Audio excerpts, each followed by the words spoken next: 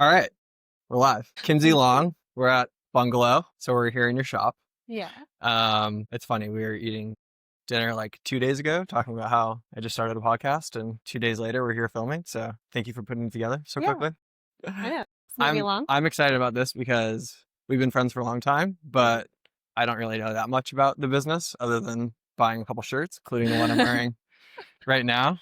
So yeah, excited to get into it. I'll just do a quick intro, and then we'll basically just talk about what the business is, and then get into like the origin story. If that works for you. Sounds good. Cool. So yeah, quick intro. We're Kimzie Long. We're at the Bungalow, which is located at the Sugar Mill in Wailua. I think it's August 28th, 2025. And yeah, I've been coming here since you opened the shop. I will say you have very good taste, which is why I like your gear. Also pretty good pricing. So yeah, maybe we can just start off by basically like, what is the shop? What are you selling? And then we can kind of get into like the origin story. So, Bungalow is pretty much like a vintage Aloha shop. I sell a lot of vintage mu'umu's and Aloha shirts and like local jewelry and prints and art and other little things from the island. What is a muumuu? Why don't we start there? Yeah. So on the Other than- mainland, this is what they look like. yeah. So on the mainland they call it muumu's, and or here it's like mu'umu's. So they're pretty much just dresses made in Hawaii. Like back in the day, they were influenced by like the plantations and colonizers and everything. So a lot of them are just like long, but I mean there's a wide range of styles. Pretty much just a dress made in Hawaii. They still make them, or are they all vintage? No, they do. Like there's a lot of new designs, like modern takes on them. That I really love. But I definitely love the vintage ones because they're just like more like one of a kind, like hard to find pieces. But I feel like it's making a comeback like this year. This is what I've heard. Well, it's funny because Emily, my wife, who's a property manager and a realtor, she basically wears muumuus as like her uniform when she goes out for work related stuff. Yeah. And this is kind of my uniform. So yeah. this is where we shop for our work attire. And then on the Aloha shirt side, I think one thing I like is that you have good taste and you only have certain brands. So I guess, how do you think about that? I'm not too picky on the brands. I try to pick brands that are like made in Hawaii, or like for like say Aloha shirts, a lot of it's like if they're not vintage, they're more like like Kahala or Rain Spooner or just like popular brands, but also just like for the quality and I like like certain prints. Same for the dresses, muumu's. Like I try to pick ones that are still in good quality, and if they just have like a little puka, then I'll try to like fix it up myself. Or if there's like some discoloration, I'll try to like fix it. But yeah, I try to be like all inclusive. I'll try to find a lot of like larger sizes because those are like more rare to find like for vintage and like still in good quality. So I try to like pick a wide range like for everyone. And how long have you been here? I know you have what, 1 or 2 employees? Actually, I think I have like I don't know, 6 or 7, but oh, wow. like they interchange, like because like say if like need someone to cover, but on the regular it's 3 girls, like 3 girls a week. And you've been here for what, a year now? Longer? No. So I pretty much like soft opening was like pretty much the weekend of like Thanksgiving, like Cyber Saturday or Black Friday, like just like a tester, and it was only this like what is this 8 by 10, 8 by 12. Yeah. It was only this size, like 100 square feet. No, it was less than 100 square feet. So I just had like a rack of like muumu's and just to see to test it out. And I had like there's like Aloha shirts and like keiki clothing right here. And so yeah, that was like end of November. So like December, January, we're kind of like open, but like we're only like open a few days, like maybe like the weekends, but even like around the holidays we were closed. So we're just testing it out, and it like grew, and it was just testing it out. I was like, okay, it's doing pretty well, and let's like grow from there. And then in March, we expanded. So you were running the shop, I'm assuming, and Yeah. everyone was just buying stuff here, or there other ways of people buying it? Or? Yeah. So I didn't even have an Instagram when I started. I was just opening here just to see, like, I didn't really try to spread the word too much. I didn't do any Like, I guess, marketing. like, why do you think it took off? I can give my own opinion, but I mean, I guess it had been social media eventually, like people posting in the word of mouth, because there's not a lot of vintage like Aloha like vintage shops period on Oahu. There's a handful, but like some are more like streetwear, And there is a couple of other like vintage Aloha like moves in town, but I think I guess just word of mouth. And then eventually I started Instagram. I shared it with Nicole from Bungalow Gucci Tattoo, so we're like collaborating on that Instagram. And yeah, I think it's it is a small island, so I've had some random people just come up to me. They're like, "Oh yeah, we came from town." I'm like, "Oh, did you hear it like from online?" They're like, "No." I'm like, "Oh, where did you hear about?" And this is like in the beginning. I was like, Yeah. "Yeah." So it's really surprising. I'm like, "How did you hear about this tiny shop that's only open for a few hours on the weekends?" Like, I don't even know. That's But yeah, funny. fun. Guess if you have a good product, people find out about it. Yeah, it's just a little side hustle. I mean, it's like treasure in here. You know, hopefully, if you're looking for treasure, it's here. Cool. I think we'll go backwards a bit. Kind of just curious, like, where were you born and raised? What did you do? Like, did you go to school? Like, I guess, like, maybe just give us a little bit of backstory. Okay. So a lot of people do ask where I'm from because I kind of feel like an imposter because I'm not from here. My parents were refugees from the Vietnam War. So they were first landed in Texas, and that's where I was born. I grew up there and then slowly moved west and lived in California for 9 years and then made my way out here. And I've been here for like since 2019. But I went to school at U of H, and people think that's Hawaii, but no, it's University of Houston, so it's not as fun. And then I also went to FITM, which is Fashion Institute of Design and Merchandising. And Okay. And then after FITM, what did you do? I actually had started my swimwear line back then, kind of like surf-inspired clothing brand. It was called Kobe, and so I was kind of like grinding in that and like trying to do that. And I was selling wholesale. I was selling to a lot of like retailers, like big shops and like PacSun. I don't know if you remember swell.com. Do. Yeah, I was Yeah. selling to like Jack Surf Shop, Diane's Beachwear. Well, we were in high school with Yeah. Swell. I just remember the girls' butt shots. That's it. Yeah. So yeah, I had my clothing brand in 2012, and then I honestly got kind of burnt out, and like it was like around the time that I wanted to move here, but like couldn't really like do it. Like I just felt like it wasn't safe. Like I manufacture everything in California. Like how can I move here? And just like wasn't like financially like confident to move here. Making everything there, you were wholesaling it to stores, and that was Hmm. pretty much the extent of it. And I sold online too, but yeah, They did. I was just like, but I was doing it all by myself, and I was getting burnt out on just the production and not like the creative side. Like I like to do the creative, like the designing and like the photo shoots and all that. And I was just like getting burnt out, just like working all the time and not like surfing or like doing the things that I love. Yeah. So I kind of like took a step back and took a break from that. Also, a lot of the retailers were like going bankrupt, like PacSun and all those like were and like Yep. wouldn't. I don't want to say that. It's kind of putting in the shame, but like they wouldn't pay me for like a year, and I like, how do I pay my vendors if they don't pay me for a whole year? I'm like, They don't sell it until they sell it in the store. oh no, because they file for bankruptcy, and so they don't, and so I don't get paid because they file for bankruptcy, and so that puts me in a bind because I have to take short-term loans out to pay my vendors, and the interest on those are like crazy. Wow. And so like even though if they had paid me on time, I would have like profited a lot that year. I didn't profit that much that year. So I was just like, Yeah. got burnt out. I'm like, you know what? I don't know if I wanted to be doing wholesale anymore. Like, let me take a step back. And then I also became just way more conscious on like sustainability. And I didn't want to just to produce, like I want to like be more mindful on like how the brand and like everything is affecting the environment and the society and stuff. So I just took a big break, and then COVID hit. So I just enjoyed my break then. And then I had a baby, and then I was like, okay. So I didn't really do a whole lot of like working. I was just doing a lot of living Yeah. the past several long years. Yeah, this came So out. then you were here. So yeah. So I guess then how did this come about? And you should probably tell the story about Yeah. So the shed. yes, this used to be a shed in my backyard, but it was within setback, so we had to move it. And so I thought about selling it, but I was like, you know what? I've always wanted a little shop. So I reached out to my friend Nicole, who does Bungalow Gucci, and I asked her, I was like, hey, like, is it possible if I like moved my shed to the silos at Wailua Sugar Mill? And so she talked to Drew, and Drew and Nicole have been really awesome, and I've been very fortunate to be able to move it here. So we hired some friends to take it apart and bring it here, and they built it. And I love the story because you're renting it out, right? yeah, And you got busted, and then basically had to figure out Yeah,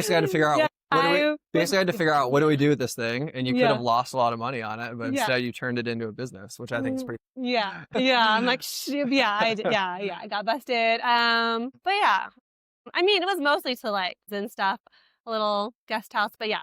I like that it's like evolved and now it's this. Cool. So you came here and then I guess you kind of already told the story, but basically you opened up shop. It started as a pilot, or not a pilot, but a pop up or Yeah, something.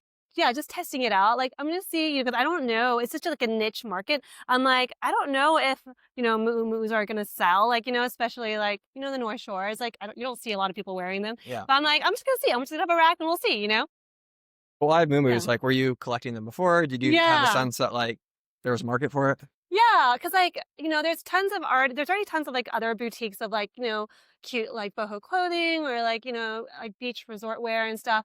But I guess it was something that I knew I could do and it was easy to do up front, like lower risk up front. Like, like if you're a retailer, you're gonna have to order like, there's like MOQs for certain brands and like you want to do wholesale, as like a normal boutique and like normal retail shop. That's like way more overhead and like higher risk.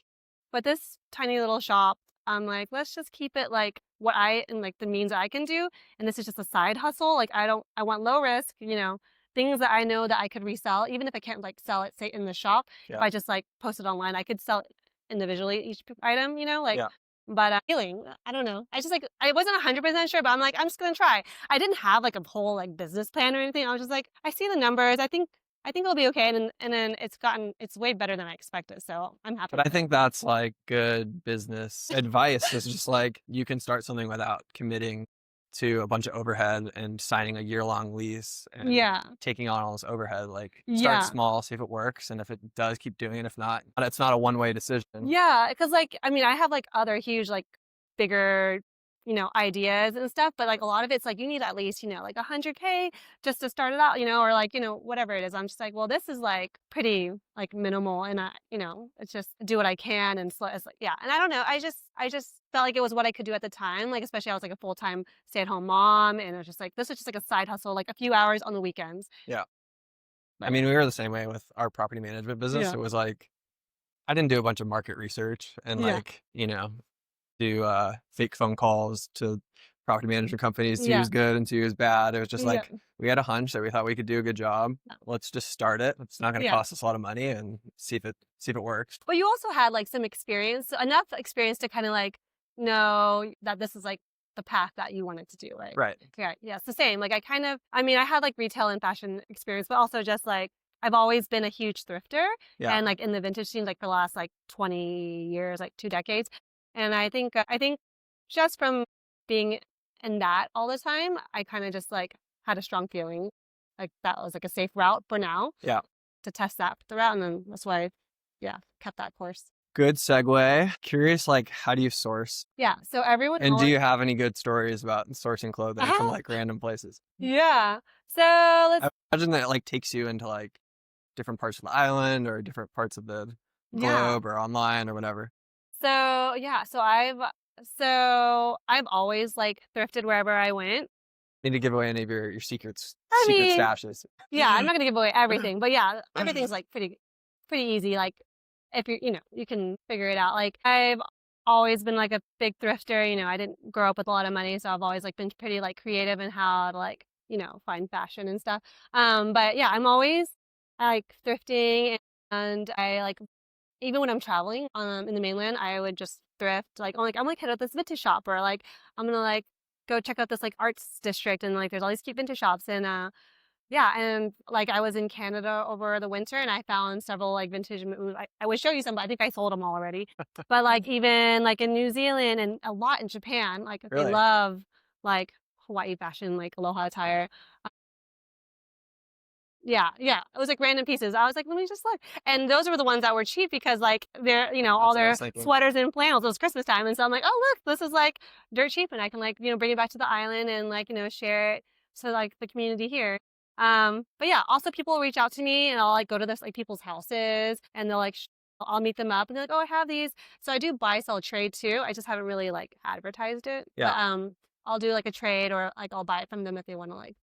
So would you say, is it harder to source clothing or is it harder to sell it or well, for me, yeah. I think it's easier to find because I feel like I was like in my past life, I feel like I was like a really successful scavenger and hunter or something. Like I've always, like, my friends call me the queen of like thrifting. I don't know. Like I've always been good at finding good deals on items. And I try to be fair. Like if I'm at the swap meet, like I'm not gonna like, if she like lowballs me like way too much, no, like I'm like, I'll give you the fair amount. Like I want to give you at least like 50% of like what I'm gonna sell it at, you know? Right. Is it Oh, easier you're for you to hard. go out and find stuff, or is it easier Yeah. for you to sell? But it sounds like it's somewhat balanced. Yeah, I mean, I'm only open a few hours a day, so like sometimes an item might like sit for a little longer.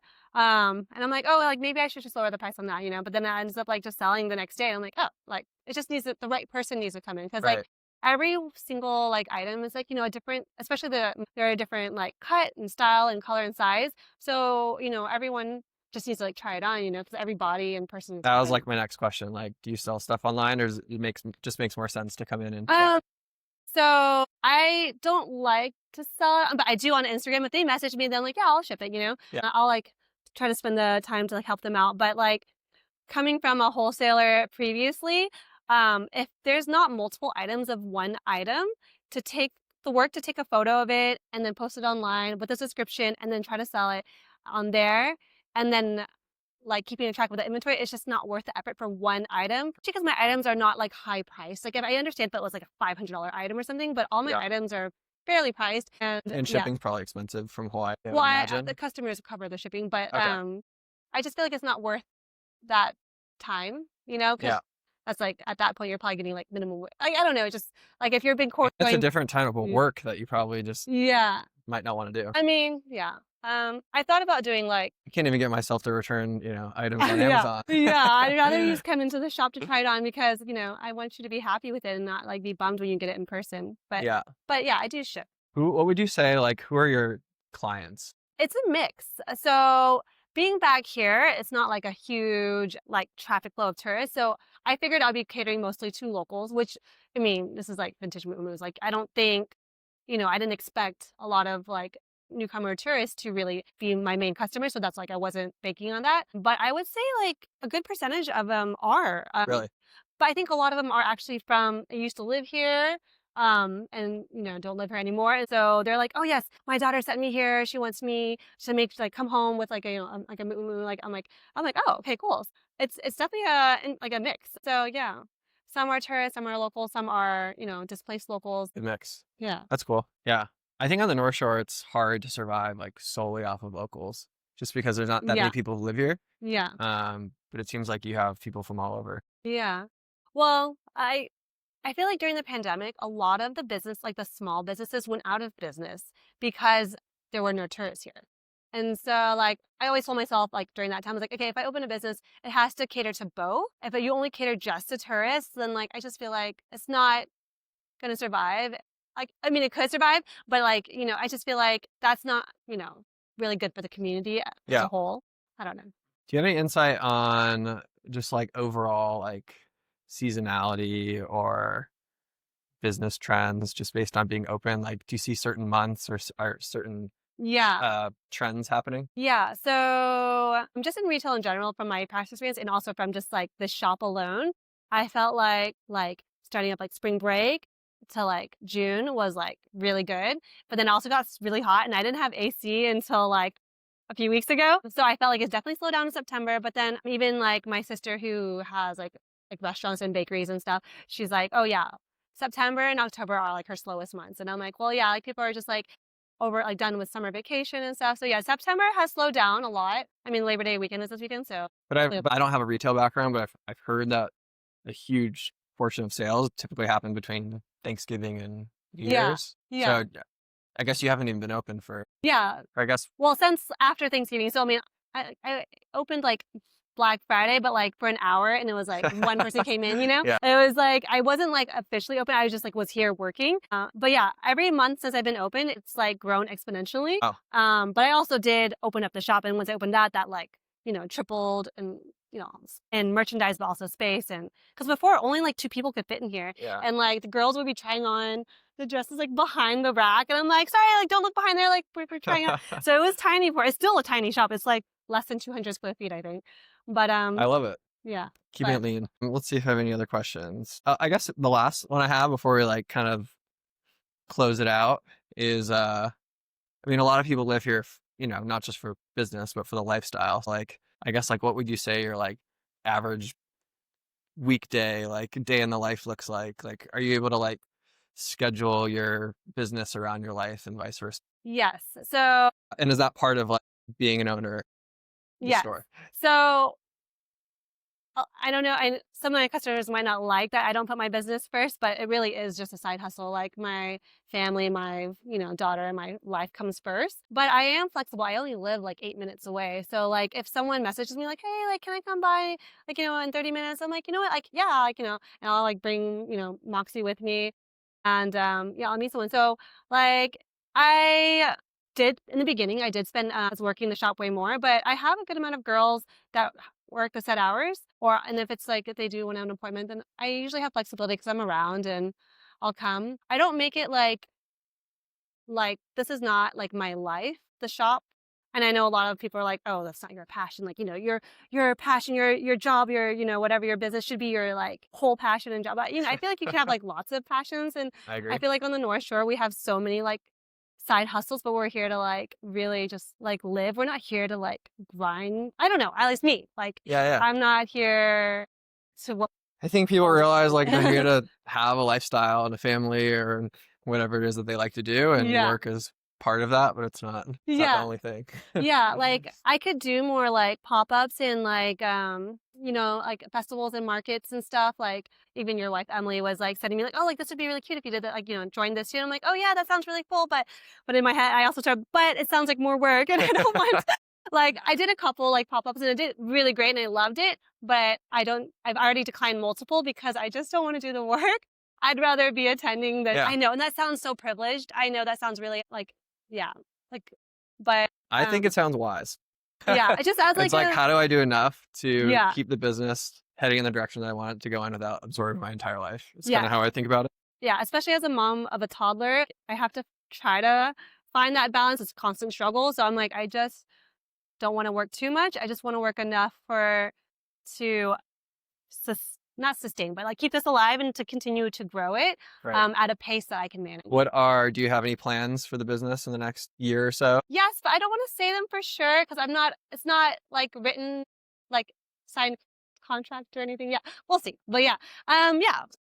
Sounds like there's something in the works. Yeah. But I mean, we're constantly just like even small things, like, small kind of things is like constant work in progress. Like today, Albert, my husband, came in to like touch up the paint of like the foam filler because, there's still a lot of like holes in here. So the AC, like, they're trying to keep it cool for the summer months. Like just like small things like we're trying to like work on and improve. But yeah. Yeah, it could be anything. Cool. Well, that's all I have. I had a couple like closing questions. One is, what's your favorite business on the North Shore? Or maybe you have a couple. I love number 808. I've never been. What did you have? The store next to the crystal shop? Well, I have been in there once. Okay. Yeah. Sounds like I need to go back. Yeah. I love it. I love like, her selection. I love the vibe. And women's. I wish she could have like triple as many items so that I can like shop more. But I'm just like a maximalist like that.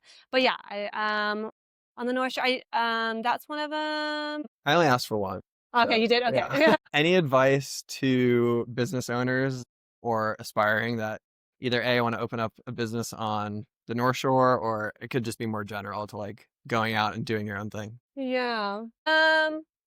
Well, just from my experience from like my previous businesses and also just like my everyday life now, like I think you live on this beautiful island and just to make sure you maintain that balance of like not burning out and like, still growing something like creative and beautiful, but also enjoying like the beautiful life like that we have here. Yep. I So agree. just, yeah. All right. Last question. What is your favorite unknown-ish restaurant on the island? Because I go to you oftentimes for restaurant tips. Man, okay, well, dang, okay. And one of the ones that you recommended is one of my favorites, Which one? which is Changu. Is it Changu Taste Yeah.